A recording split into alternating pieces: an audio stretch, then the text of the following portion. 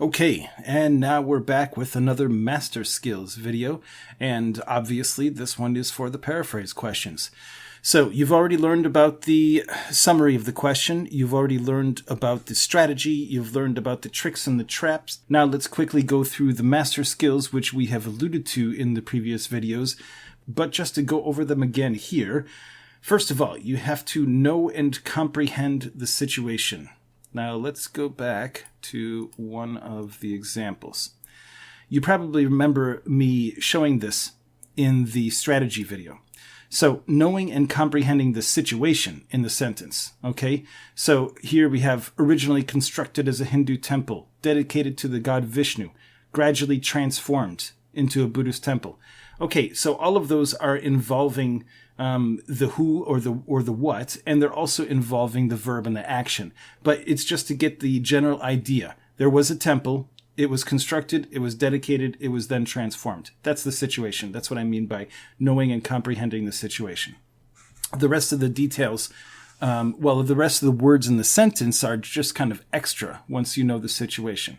Identify who and what the giver and the receiver are.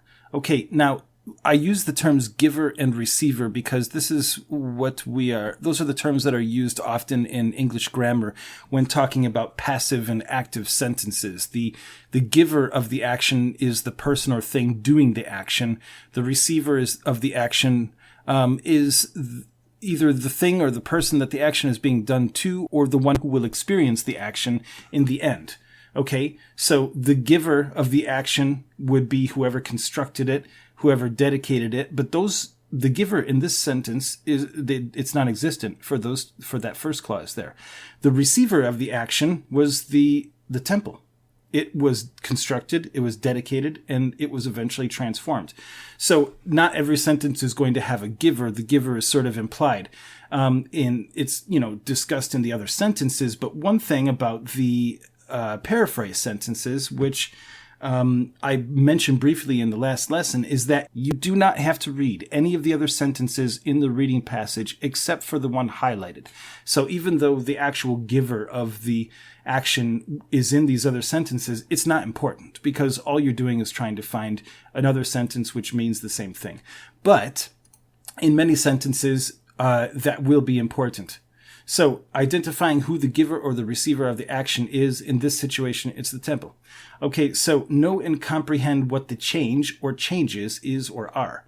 Because with this example, we see that there are three changes. There's something being constructed, there's something being dedicated, and something being transformed. It's all the same thing, but those are the different actions, or, they're represented by verbs or verb phrases. Know what the end result is. In this situation, the end result is that it became a Buddhist temple. It started out as a temple for Vishnu. It ended up as a temple for Buddha. So that's about the situation in the beginning, the end result, the situation in the end after the changes. The master skills for how to find the answer. First of all, skim the answer choices for obviously wrong answers. You can do this mostly by the way the sentences look. Now, as I mentioned in the tricks and the traps, one of the things that they do, one of the tricks is that they create a sentence that uses almost the same words, but then they have one word that changes the meaning. So you can usually skim for that as well, because you'll see, usually the same verbs in the same situation. So skimming the answers for obviously wrong choices, eliminate those quickly. Once you find the answer choice, which appears to be correct, make sure that there aren't any words or phrases which change the meaning. Now, these are usually prepositions. You remember from the previous video, or about the strategy video, that the preposition the difference was just between the word for and by. But that completely changes the meaning. So make sure that when you see the answer choice which appears to be the correct one, read it thoroughly and make sure that there aren't any words or phrases that change the meaning. Now, once you find the answer that is clearly the correct answer, it's obvious, you know it, and there are other answer choices left, don't even bother reading them. Just pick the answer which you know to be correct and move on. Now, you might remember from the strategy video that we had found the correct answer in, I think it was letter B, and there were two more answer choices after that. Well, it was obvious that letter B was the answer.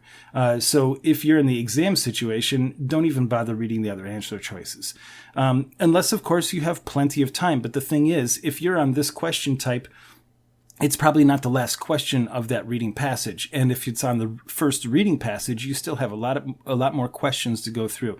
So if you find the correct answer, you know it's the correct answer, pick it, move on, and as always, just relax, man. You got this.